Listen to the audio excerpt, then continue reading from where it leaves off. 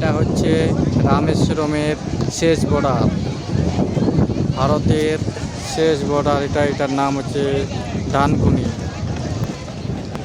রামেশ্বরমের শেষ, এই যে রামেশ্বরমের এটা জায়গা দেখছো, অনেক টুরিস্ট আসছে ঘুরতে।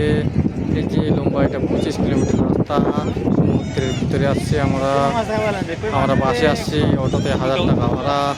এগুলা চান করার জন্য লাইনে আছে, ফটো তুলছে। এটা সমুদ্র, চারিদিকটা সমুদ্র সমুদ্র সমুদ্র সমুদ্র সমুদ্র সমুদ্র। এই যে ওর দিকটা এটা, হ্যাঁ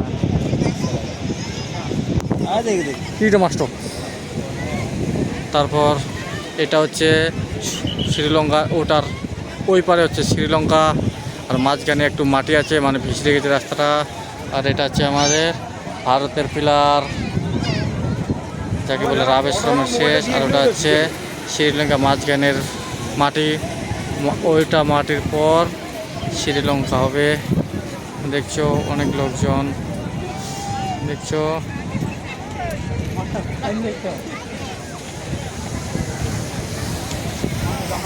মুখান দেখা।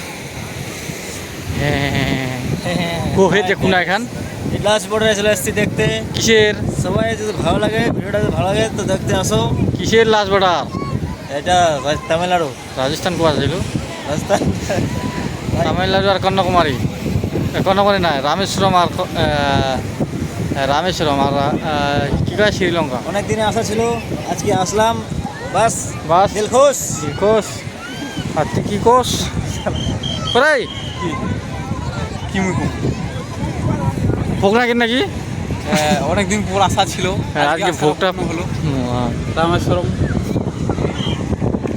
ওই যে এখানে দুটো মাছ দেখা যাচ্ছে, ওই দেখ ঝাপটা ফলাই যা। ওই যে মেলাটি মাছ আছে, মেলাটি মাছ আছে, এই চকচকানো মাছ। মুরগি দেখে মনে হয় দাঁড়িয়ে কি